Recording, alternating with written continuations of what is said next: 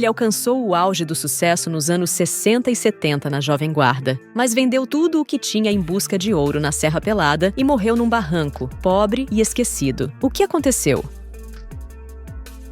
Décio Scarpelli, que acabou ficando conhecido pelo Brasil apenas como Dino, nasceu em 9 de março de 1942, na cidade de Santos, litoral do estado de São Paulo. Durante a infância no interior, ele não tinha ideia, mas um dia se tornaria um dos nomes mais importantes já apresentados no saudoso e icônico programa Jovem Guarda, juntamente ao seu parceiro Deni, na dupla que formariam. Décio, que anos mais tarde se tornaria Dino, como é conhecido e lembrado até hoje, estudou e se formou como desenhista plástico, mas também era, no geral, um artista plástico. O Dino era um desenhista publicitário das listas amarelas, sabe as listas amarelas? Ele era desenhista publicitário, formado, muito bom, um artista plástico fantástico. Assim, quem o conhecia já notava que havia uma certa predisposição ali para a criatividade, especialmente devido ao seu interesse pelo mundo das artes. Passado o tempo, em meados dos anos 50, Décio se viu morando em São Paulo, na capital, mas ainda decidiu voltar à sua cidade de origem por volta de 1956. Para Santos, ele retorna com um visual no mínimo curioso e exótico para a época mais conservadora. Chegou aquela figura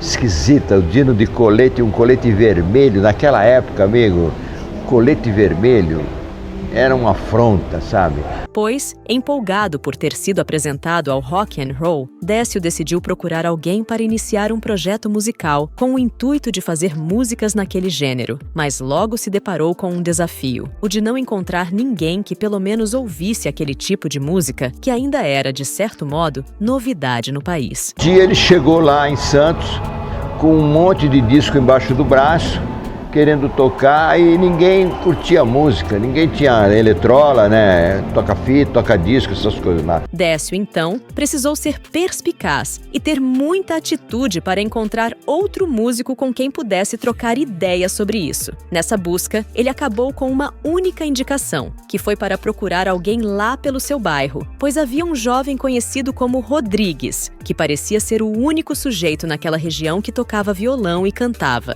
E aí falaram para ele, olha, o único cara aqui nesse bairro que gosta de música, que tem eletrola e toca violão, e eu vejo sempre ele cantando, é o Rodrigues, ele mora ali na esquina e tal. De repente lá você vai conseguir resolver o seu problema. Esse era ninguém mais, ninguém menos do que José Rodrigues da Silva, que mais tarde acabaria nacionalmente conhecido como Deni. Ao chegar na casa do então Rodrigues, Décio se apresentou completamente estranho, cabeludo e usando um colete vermelho. Quando, segundo Deni, em entrevista ao canal do YouTube Jovem Guarda 50 anos, o filme A Série, com um vídeo disponibilizado em 29 de março de 2023, se mostrou com diversos discos trazidos de São Paulo, dizendo que gostaria de ouvi-los e de mostrá-los para alguém que se interessasse, bem como estivesse disposto a engatar um projeto musical. De acordo com ele, segundo as indicações que recebeu, o tal Rodrigues seria essa pessoa e tinha um estilo parecido com o dele. Deni contou que, na ocasião, estava em casa com seu violão e recebeu Décio. Eu estava sentado na área da minha casa, estava tocando violão, aí eu olhei aquele cara cabeludo, pô, esse cara é diferente, é estranho, quem é? Ele perguntou para mim, ó, eu trouxe uns discos aqui de São Paulo, eu queria ouvir, mas ninguém curte música aqui, me falaram que você gostaria de ouvir. Mas ao ouvir aquele tipo de música, ele de repente se deu conta de que era aquele gênero que precisava ouvir e que gostaria de cantar mundo afora. Tutti Frutti com Elvis Presley.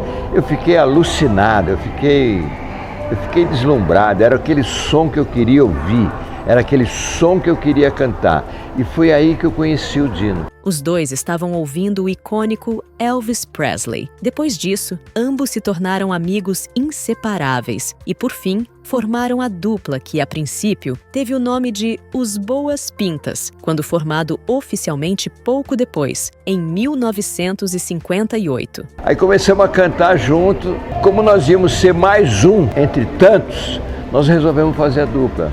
Que só tinha uma dupla, Os Vips. Aí nós fizemos a dupla, Deni e Dino, no mesmo ano que a gente fez a dupla, apareceu Leno e Lilian também. Ao fim da década de 50, Os dois passam a se apresentar em programas de rádio e em boates da época com o repertório de rock. Até que, em 1965, eles decidem mudar o nome da dupla para como ela ficou mais conhecida, Danny e Dino. Pouco depois, o sucesso desses músicos se mostrou algo absoluto, pois, já em 1966, gravaram seu primeiro álbum e de maior alcance, conhecido como Coruja, gravado e lançado pela gravadora Odeon Records, contendo composições da parceria entre eles, como a faixa que carregava o título do álbum, bem como outras canções conhecidas, como Charada, Só para Não Ver Sofrer e O Estranho Homem do Disco Voador. Estava na praia com meu broto namorando. Devido ao sucesso, eles foram convidados para se apresentar no conhecido programa Jovem Guarda, da Record. Naquele mesmo ano, ainda foram convidados para se apresentar no programa do apresentador Hugo Santana. O sucesso foi tanto que as vendagens da dupla alcançaram a incrível marca dos 2 milhões de cópias na época, com suas canções ficando conhecidas por todo o país, além de atravessar fronteiras para acabar chegando em vários outros países da América Latina. Já em 1967, eles lançam o segundo disco, que levou o nome da dupla Danny e Dino como título. A partir dali, eles passaram então a ser premiados com discos de ouro e troféus, como o Chico Viola e Roquete Pinto. Foi uma época de ouro, que seguiu de meados dos anos 60 até a década seguinte, período em que seguiram lançando discos contendo hits. A dupla também lançou diversos trabalhos atravessando os anos 70 e chegando nos anos 80, sendo o último de 1982, com o compacto contendo 2 faixas conhecidas, como Não Devo Chorar e O Amor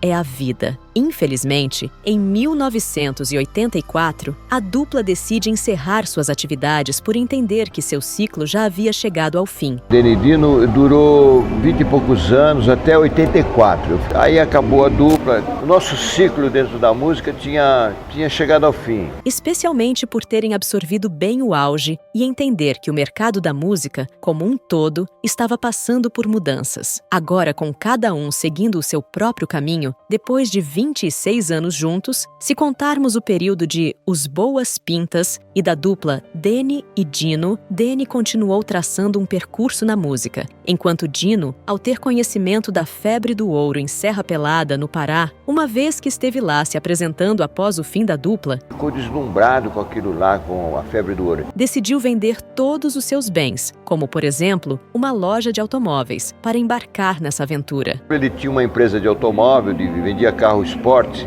Puma. Ele vendeu a empresa dele, ele e o sócio dele, e foram lá para Serra Pelada, aquela febre da Serra Pelada, lembra?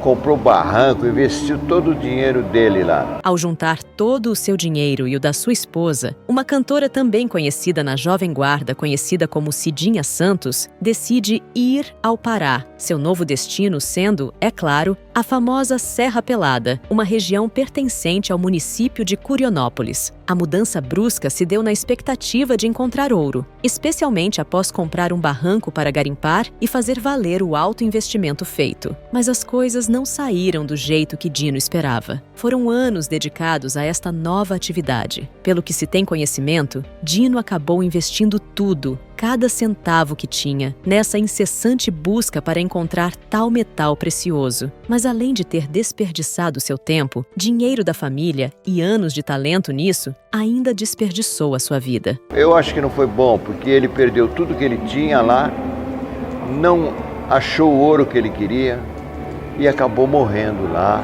Apesar de tudo, do fracasso daquele sonho, Dino ainda viveu para fazer um breve reencontro da dupla entre os meses de setembro, outubro e novembro de 1990, para algumas apresentações. Depois disso, cada um foi para um lado. E por falar em desperdiçar tempo e a própria vida, no dia 15 de julho de 1994, Dino, ou Décio, como era seu nome de batismo, faleceu aos 52 anos, em virtude de um infarto fulminante em Eldorado do Carajás, por onde vivia e trabalhava ainda no Pará, enquanto seguia atuando como garimpeiro, mesmo sem ter encontrado o ouro no qual tanto acreditou desde a tentativa de sucesso na empreitada que se mostrou falha e que havia se iniciado após o fim da dupla nos anos 80. Assim, foi necessário o translado do corpo de Dino para Santos, sua cidade natal, para ele ser enterrado no jazigo de sua família. Na Serra dos Carajás, exatamente, ele morreu lá.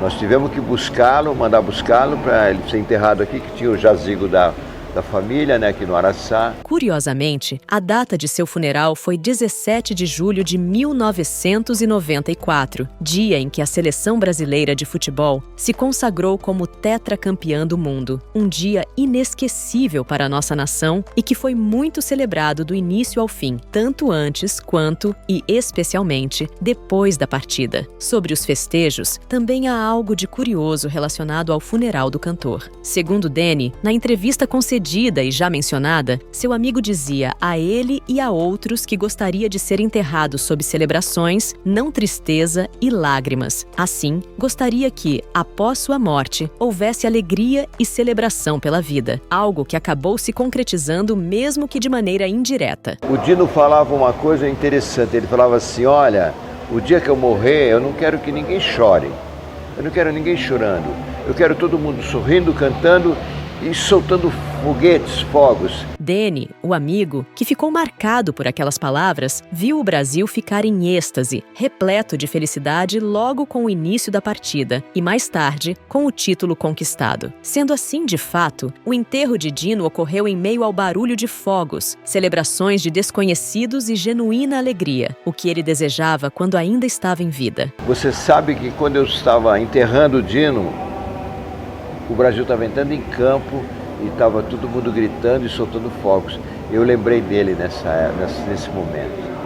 Foi um momento marcante da minha vida. Embora tenha investido todo o seu patrimônio nessa busca ao ouro ao qual nunca encontrou, não se sabe ao certo se Dino faleceu em meio à miséria como alguns sugerem. O que se sabe mesmo é que sua aventura acabou não dando certo, já que ele não encontrou o ouro que mudaria tudo e garantiria a aposentadoria, nem tampouco ficou rico nessa frustrada tentativa que findou custando sua vida. Por outro lado, Deni não só seguiu investindo na carreira artística, como até tentou reviver a dupla com outro músico chamado Elliot Souza Reis, que assumiu o nome artístico Dino em 1996 para a continuação da dupla. Ainda nos anos 90, eles gravaram o álbum Essencial, contendo regravações dos maiores sucessos da ex-dupla, lançados décadas antes. Ao que se sabe, Deni está viajando o Brasil com seus shows até hoje e até fez apresentações em comemoração aos 30 anos da Jovem Guarda. Anos atrás, apresentou programas de rádio, falando sobre o cenário do rock e suas bandas dos anos 50 e 60. Ele também costumava viver no bairro Jardim Suarão, na Baixada Santista. Seu grande amigo, por outro lado, como sabemos, partiu de forma precoce, já que faleceu ainda jovem e aparentemente tendo perdido todos os seus bens materiais em prol de algo que nunca se concretizou. Mesmo com todo o sucesso conquistado nas décadas anteriores, o destino de Décio parece não ter sido um dos melhores ou dos mais justos quando pensamos em seu início de carreira e no triste fim, especialmente quando refletimos sobre como os dois se conheceram por acaso e fizeram tanto sucesso depois desse primeiro encontro. Em entrevista, Deni aproveitou o espaço para recordar os bons momentos entre eles, como e quando se conheceram, o sucesso e até a repentina partida do amigo, em um depoimento que pode ser conferido aqui no YouTube. Como se trata de uma dupla antiga, de quando não se havia tantos registros de áudio e vídeo em boa qualidade, é difícil encontrar muitas apresentações da parceria que não seja da sua segunda versão, dos anos 90, com Elliot Souza Reis como o novo Dino da famigerada dupla.